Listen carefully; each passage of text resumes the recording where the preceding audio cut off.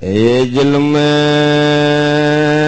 anu geus jadi ahli Allah ketika ngadenge hiji nyanyian, terutama nyanyian-nyanyian anu menang ahli-ahli Allah, anu mengarah kana katauhidan, ngajadikeun nasihat ka dirina, ieu menjadi luluh kana ruhna.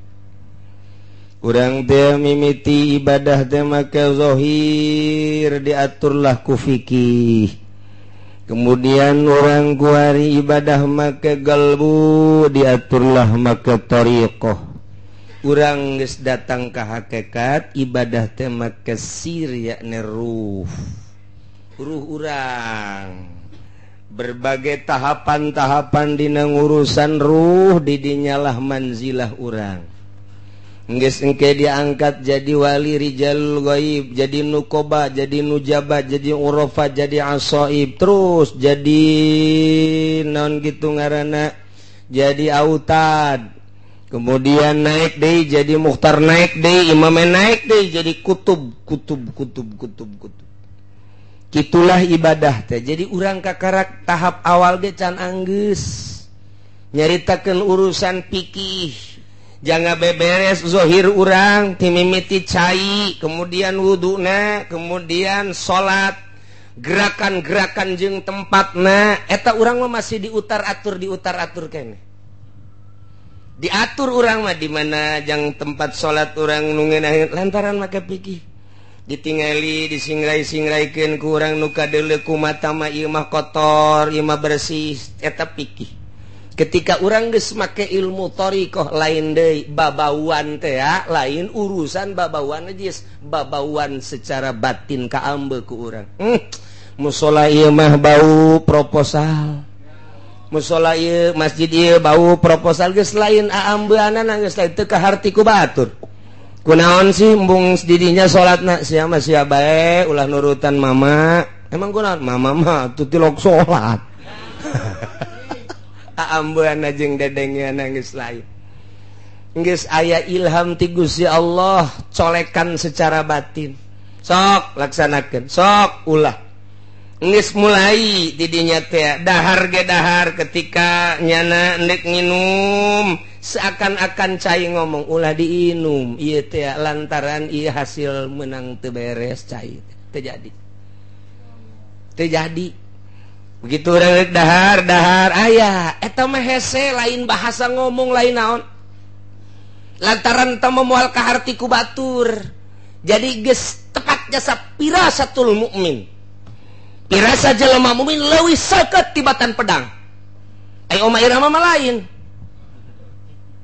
seuris ya. Bicara itu lebih tajam daripada pedang, maka hati-hatilah eta bicara ieu lain perasaan mentek sing hade mangharepan jelema mukmin anu geus tajam pirasatna lain deui ya dahar bae sia mah nya mah teh urang emang mama soboh mama mah emang kumaha tuh geus 2 kali paingan tah mah lain pirasat tah mah kos kitu mah kamangkaran tah mah ieu mah pirasat kabelah dituna geus datang ke hakikat nyahoeun. Tadi maka karak bisikan-bisikan melalui ilham kuari mah geus jaho. Jadi geus jaho kana jati dirina, geus jaho jati diri eta sangu jati diri, eta cai jati diri, eta kopi jati diri dan berbagai-bagai jati diri sakumaha nu ka Kangjeng Nabi. Ya batu teh uluk salam ka Kangjeng Nabi. Assalamualaikum ya Rasulullah. Tangkal kayu, assalamualaikum ya Rasulullah. Tangkal korma, assalamualaikum ya Rasulullah. Masya Allah, kabeh ngaromong kerikil, assalamualaikum ya Rasulullah. Geus nyaho kadenge hakikatna. Nu matak moal kaharti. Hiji kiai bebarengan kamari kula maca kitab jeung Habib Rozak aya Habib jualan kitab. Jadi dibaca sakedeung ku kula. Nah, aya hiji kiai diiringkeun ku muridna, kemudian nyana teh ka tempat hewan, mun urang mah naon ngaran? Tempat hewan da? Tempat hewan teh anu muroba ieu anu manuk segala gitu. Ke kebun binatang. nyajak ke kebun binatang tah si kiai teh anu geus datang ka hakikat. Datang jeung murid-muridna biasa seserian segala naon. Ternyata horenganan di kebun binatang ari waliullah mapan maraca salam ka nyana. Assalamualaikum ya Razak. Salam atunya na Waalaikumsalam, Waalaikumsalam. Muridna kaget. Jih, Waalaikumsalam ka saha? Waalaikumsalam, salam biasa. Murid kaget kabeh, tapi biasa bae, guys. Datanglah ke tempat monyet. Monyet kabeh mararenta. Monyet teh ajol-ajolkan, cek kieu teh bere. Kabeh nu aya bere. Mararenta eta kabeh monyet, kabeh marah tuh terus bae. Nya ngomong, sia nyaho ka bahasa monyet tadi. Ente eta teh kabeh ngaronjang-ronjang mararenta sia nu aya di sia teh coba kami ieu di jero kebun binatang teh kurang parab tah bahasanya na kos kitu tah oh kitu nya urang indit nya da Waalaikumsalam warahmatullahi wabarakatuh geus beres datang deui ayeuna ka hiji tempat babarengan di dinya teh tah geus balik ti kebun binatang jeung murid nu lain-lain nu milu jeung nu teu milu bareng rakyat masyarakat pamarentah aya eta kan kiai kieu bae cek yen monyet kabeh ye sia monyet kabeh monyet sia ngomong gitu monyet sia kabeh monyet atuh aya nu noel kiai kunaon monyet kabeh sia ku aing mah kadeuleu monyet kabeh atuh diamankeun kiai teh.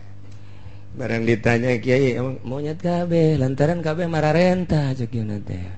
Ya percis cek aing mah kos monyet di kebun binatang. Mantap kiai proposal eta kiai monyet sebenarnya mah. Tah kalawan aku kiai hakikat mah. Ulah kasih ngumpul tenang we heulanan. Kiai monyet teh. Tak kabari baca kitab sakedeung jeung Habib Rozak. Kitab teh aya keneh. Seserian bae Habib Rozak. Nah jadi paham nya ka bahasa-bahasa. Eta kakarak monyet dang can diteruskeun ku kula maca kitabna. Jahese macana. Tah. Kula meuli tilu. Habib Rozak ke meuli jang naon Bib? Wah, buat koleksi aja cek jangan tuh. Ya Allah ya Karim. Aya deui hiji deui. Ku kula dibaca deui dasar kedeungdang bari ngobrol doang. Masyaallah rame orang eta kitab. Masyaallah aya perangan segala ta kitab teh. Ente mah pan mun maca kitab jelok rame. Tapi lamun maca majalah mantap. Susuna gede amat yeuh. Waduh. Rese baca kitab baca mubtada khobaran aya syarat jeung jawaban. Hese lah pokona maca kitab. Datang ka guari kitab teh bisa-bisa dibacana. Ai majalah manerleng bae. Komo aya gambaran teh kudu dibaca. Pokona gambarna bae deuleu. Di HP, ka HP-keun. Diakses ka HP. Aya kan pun di jerona. Wih mantap ieu mah terbuka dua belah dadana. Wah. Diakses bloon teh kiai. Aya Karim ya Allah sakitu ge kiai komo lain kiai. Eta HP teh kos garari itu. Nah, ieu keur carita jelema anu ibadah ka Gusti Allah. Mun kuari ku urang diutar atur urusan zahir ka tempat-tempatna jeung sagala rupana. Ketika geus ibadah melalui thariqah pohoan ka tempat. Sebab naon di mana bae Allah aya. Endek naon masih nikeun tempat. Di masjid jeung di imah nu disembah Allahna eta-eta keneh. Di kota jeung di kampung nu disembah Allahna eta-eta keneh. Di nu rame jeung di nu sepi Allahna eta-eta keneh. Kok make aya perbedaan-perbedaan? Aya di nu loba jelema bangor husu teh salatna. Aya di jero kamar make kaos merek Rinso. Oh, bloon teh kiai. Di kamar mah tenang mah make kaos cangklek ya Allah Akbar. Nu Rinso nu Dino macem-macem geus teh pokona mah. Tah. Tapi kan di masjid mah nya henteu sanggupeun da teh make merek Rinso. Lamun aya kiai nu di kamar jeung di masjid beda. Eta kiai ondo. Kiai ondo eta encan nyahoeun, cek nya mah meureun di masjid mah aya pangeran, di kamar mah eueuh. Ye, aya perbedaan. Nah, eta kiai kakarak berbau pikih doang jadi bae kos kitu ngan mikih. Encan datang karena noriko, ketika noriko tetep baik di luarnya nama make jubah, di jero make jubah. Kos kitu bae salat lagi. Sarua bae sebab Allah na eta-eta keneh. Nah, geus nu kos kitu mah mun nyaritakeun Mekah biasa-biasa bae. Sebab naon? Jelema aya nu ka Mekah tapi hatena mah di kandang kebo. Keur toap inget ka eneng. eneng aing sanu urusannya cek ya. Ada tadi jelema nama keur tawaf deui nya jeung Haji Pudoli. Atuh bismillah Allahumma hatena mah eneng aing di mana saha nu ngurus. Pada tadi hareupeun Baitullah. Tapi ahli Allah sanajan di kamar, di imah, di mushola tetap Allah. Teu inget ka eneng, teu inget ka mobil, teu inget ka naon, paling sekedar kajaki ya lumayan lah. Saya tiga-tiga teu bener bod. Rusak. Lamun lain ahli Allah tetap ibadah rusak bae hese bae. Tak ketika dek we jadi ahli Allah, geus akur bae. Ketika datang waktu sholat di jalan, Allahu Akbar, tenang bae. Ih, bumi Allah. Kalem bae, masalah ketika geus datang ke hakikat geus lain deui. Geus bae kadeuluna ge teu salat. Kadeuluna ge teu salat, padahal mah salat. Kan kiai teu salat, ulah ngikut kiai geus, ulah sok haju ka kiai sia bae lah salat. Emang kiai di mana? Di Mekah salat. Geus moal gaharti. Teu bisa pake lalagaan lantaran kadang-kadang di dieu mah kadeuleu teu salat horeng di anu mah aya. Saya geus kos kitu mah. Lantaran tadi teh ya, urang mah ngaji ge hayang rame. Urang mah ngaji teh masih kena kompetisi dina karamean. Wali mah geus lain kitu. Ngaji, bangun, pindah. Ngaji, bangun majelis salim, pindah. Geus teu hayangeun nya nama bangunan-bangunan kos kitu jang naon. Nu penting mah jelema nyaho ka Allah dituntun ku aing. Tina teu nyaho ka Allah jadi nyaho. Kuari geus jaraho, atuh geus dipasrahkeun, geus sia geus nyaho, geus titipan ilmu, mama mah neuk berangkat deui. Neangan deui tempat nu sepi, ayo nuduhkeun ka Allah kadanan ku kitu atuh ulah-ulah proposal, besi bau monyet. Ya monyet nu sok kikian besok geura urang ka dieu, ka mana karah ka Solear. Ka Solear, di mana karah Solear teh di mana karah? Di Pandeglang, ngaco. Mbungeunnya na besi pajar baturna. Tah di dieu di Cisoka urang ka dieu ronjang-ronjang, tapi aya rajaan. Aya rajaan teh di tengah-tengah nu dararatang teh ya. Kok kanyawan raja pan kadeuleuna nya make makuta. Rupa monyet tapi ternyata jelema kasep. Sasalamannya na biasa uluk salam. Assalamualaikum. Masyaallah horeng kapanggih jeung rajana. Rupana rupa monyet padahal horenganan ahli Allah tukang zikir. Tah, kok sekarang itu geus jadi ahli hakikat Mbak, rupa monyet horeng wali. Aya di lembur mah rupa wali horeng monyet. Duantak asana di dia monyet kabeh. Iya kari, embung disebut monyet sebagian ceknya na. Aduh ampun, atuh monyet bae.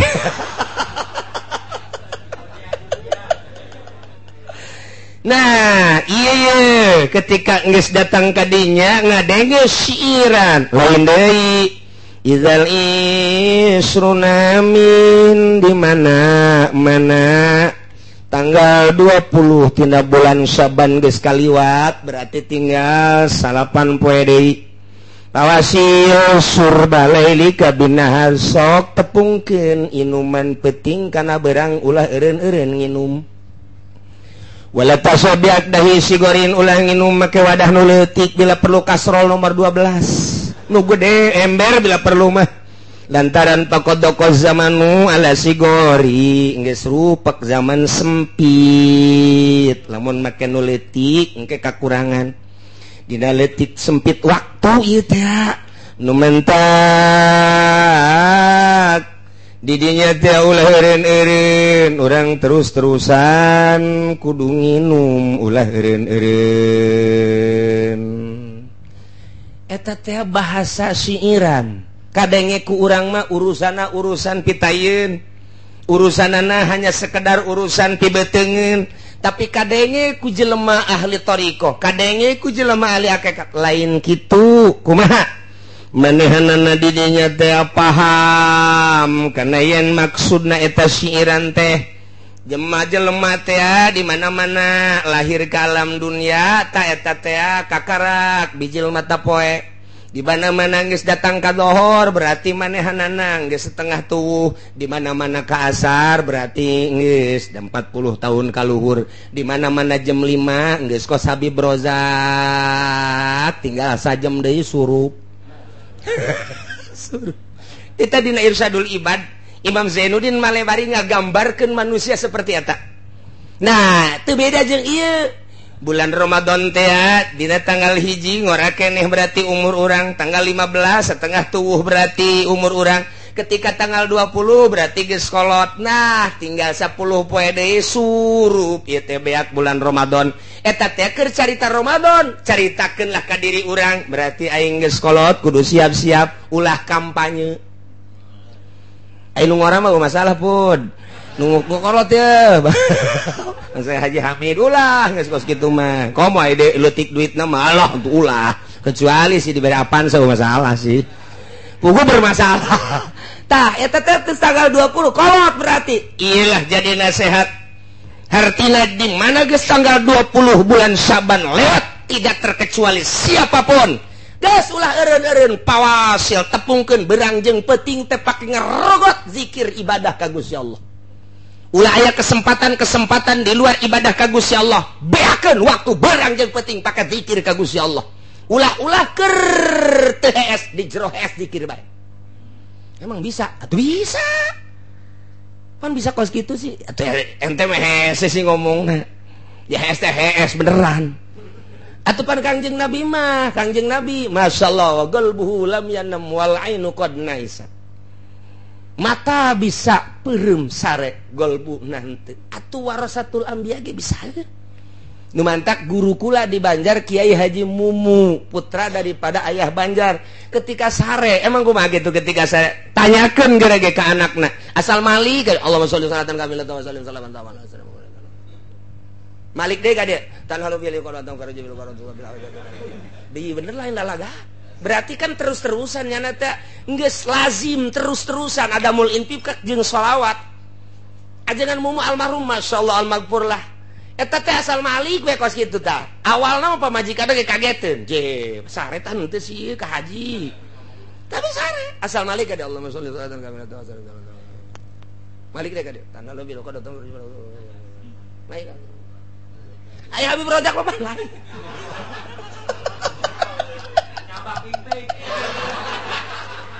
Aduh, Malik dia mazia ka mana? Haju bae leungeun ruga peragapan. Deh, cak pemajikan tadi geus ge.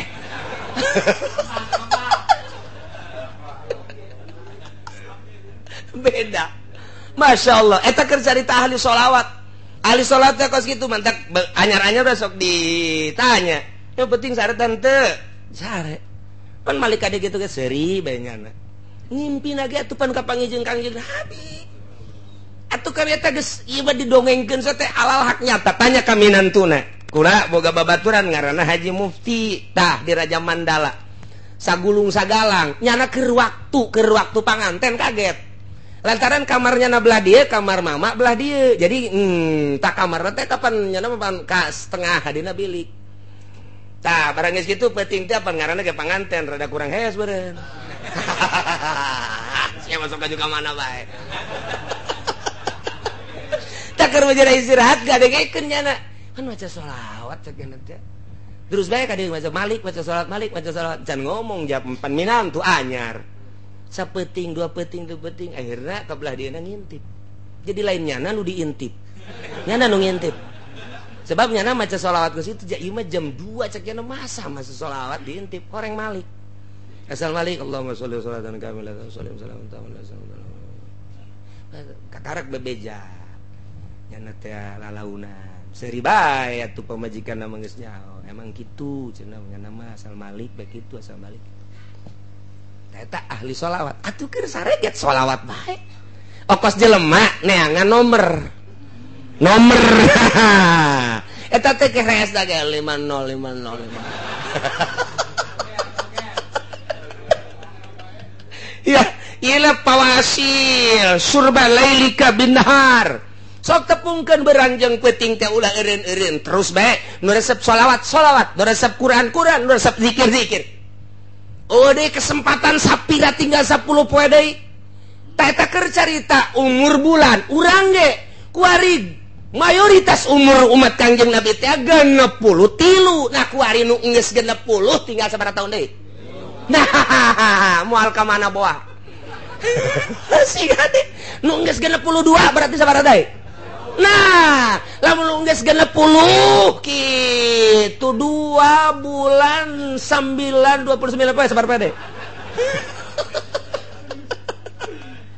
Siga deh. Nah iyalah kadangena ku ahli Allah mah ieu teh nasihat ka dirina aing teh geus kolot berarti tereh balik ka ditu geus ulah dieureunnan ieu zikir ka Gusti Allah kapaham ku nya tina hiji nyanyian ieu teh maksudna mah kos kitu nu mentak nya teh terus-terusan neja paham la wajih terus akhirna ti dinya nya siap berangkat wa zahaba ila Makkah terus ka Mekah.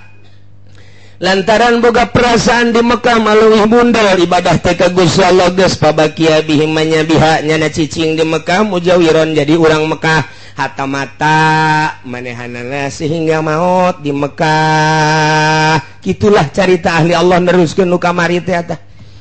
Ya kama waqa alir rajul allazi sami'al ghail hiji jelema ahli Allah ngadenge ka jelema nu nyanyi nyanjana model kos kitu jadi nasihat ka dirina oh aing geus kolot bes aing dek ka Mekah di Mekah dek cicing dek ibadah ka Gusti Allah subhanahu wa taala lantaran nyana paham pahimanal umrah idza zahaba juluhu di mana geus leungit gegedena umur berarti faqad qarubal ajal deukeut kana ajal tareh paeh wadoko jeung geus rupek azamanu zaman alal ibadati sugro kana ibadah sugro berarti manehna geus siapa lubul maudi allazi takunu fihi al ibadatul kubra nuk siap ku ari menuju ibadah anu pohara cik urang mah akhirna manehna hayang ditikel-tikel pedapu pihil amal geus ku aya kitu pindah ka Mekah cicing datang ka maut. Nah eta teh diprediksi wa hadzal rajul kana minal ulama'il mujtahidin eta lalaki ngan sakadar pangkat ulama mujtahid hungkul teteh walau kana minal arifin mun nyana ahli ma'rifat wali mun cak urang mah eta teh lemah taja ila dzihabi Makkah teu kudu ka Mekah ahli ma'rifat mah bal ibadatul qulub mudha'afah balik tah ibadah hate ditikel-tikel bi'afin katsirah dengan tikelan anu loba tanpa manehna ka Mekah cukup bae di imah. Jak pangeran nama eta kene mentak ahli marifat ba ngajauhan di Mekah ngajauhan lamun di Mekah ieu kuari geus teu balener jauh jana mah geus bae bandingan ulah di Mekah cek nya maning di lembur bae di kamar teu nyaman ieu teh teu nyaman neangan kanyamanan. Nah kalau lantaran ahli marifat ba di mana bae nyaman di kota nyaman di lembur nyaman di leuweung nyaman geus tilok pindah-pindah geus bae nya mah atuh batur-batur maraboknya namanya batur-batur korupsinya namanya batur-batur zinahnya namanya tekat gedag anginan teunggut kaliungan tetep baik Allah tetep Allah baik hati berang jeung peuting akur situasi jeung kondisi kumaha bae nya nama akur Allah baik sehat jeung gering tetep bae Allah bae manehna panas jeung tiris Allah bae manehna kecuali usum pilkada lain deui teh mah urusanna jadi rusak deh bagus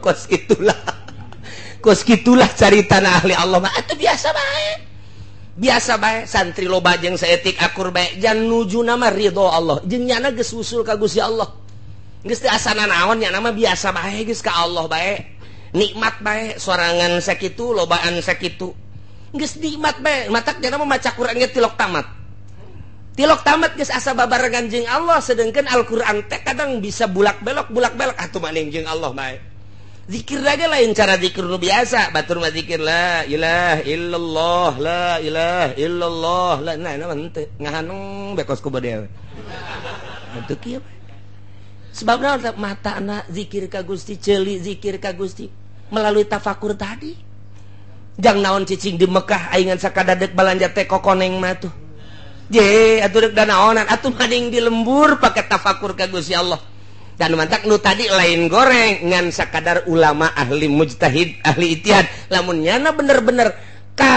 naon kitu ngaranna katapakuran ku nyana eta syiiran tentu teu kudu ka Mekah cicing di imahna di kamar sorangan biasa bae akur bae Allah na eta keneh kajen kuku magen nu kasipatan ku wujud kidam bako mukhalafan lil hawadis kiamuh binasuh daniyat kudat iradat ilmu hayat sama tah eta kabagi kana opat aya sifat nafsiyah aya sifat geus kabeh eta keneh Allahna maha ngarungu maha uninga maha kitu naon kitu ngaran ningali maha sagala-galana wa huwal qahiru fawqa ibadi geus bae titik didinya ayatna didinya cicingna didinya ibadahna nikmat ka Gusti Allah teu dirubah-rubah geus bae ngeunaheunna mah tah kos kitulah jadi hiji siiran teh dijadikeun nasihat ku manehana kitulah ahli Allah subhanahu wa ta'ala nu mantak engke ngararomong kabehan hewan-hewan ngomong kamari aya deui tah dibaca keur aya keneh Habib Rozakna dininya aya hiji jelema kapanggih jeung hewan assalamualaikum waalaikumsalam ngaduakeun tah nyana teh atuh wali mah ge alhamdulillah paingan di zaman Kangjeng Nabi Sulaiman batur teh titah baralik cukup ku doana sireum horeng sireum ge ngadoa ieu ge diurang ieu panca Kangjeng Nabi laula make bahasa laula andai kata teu aya hewan-hewan niscaya makhluk-makhluk kabeh moal dihujanan ku Gusti Allah lantaran daroraka ka Gusti Allah ngan Allah nyaaheun jeung dedeuheun ka munding bae jeung ka sapi jeung ka hewan-hewan nu lainnya mah teu berdosa cak Allah aing mah ngahujanan ge eta bae nu teu berdosa urang teh berarti kasapatan ku kebo nah kamari dibaca ku kula eta kitab teh aya deui hiji jelema kapanggih lantaran teu ngarti tak teu ngarti ai kiai mah tadi wali kan ngarti ai nu sajen mah teu ngarti begitu kapanggih tah jeung meong jeung ucing teh salam kanyana assalamualaikum ditalipak doger bae cak ucing teh aing ngadoakeun ditalipa can maling can naon can penjahat sia cak ucing teh Habib Rojak seserian bae tuh jadi beda uyeup hewan-hewan teh salam kemudian ngadoakeun nu paham Waalaikumsalam diusapan tapi nu teu paham dicabok tah urang teh kapan kos kitu can puguh can karuh kana naon ge main tindes-tindes bae. Nah iyalah sejasa geus datang kadinya mah geus lain dari pemikiran lantaran awalna melalui pirasah kemudian kabelah diana melalui ilham kabelah dituna melalui mukasyafah asal geus mukasyafah lain deui geus tah geus tah jelas-jelasan geus tah geus jelas-jelasan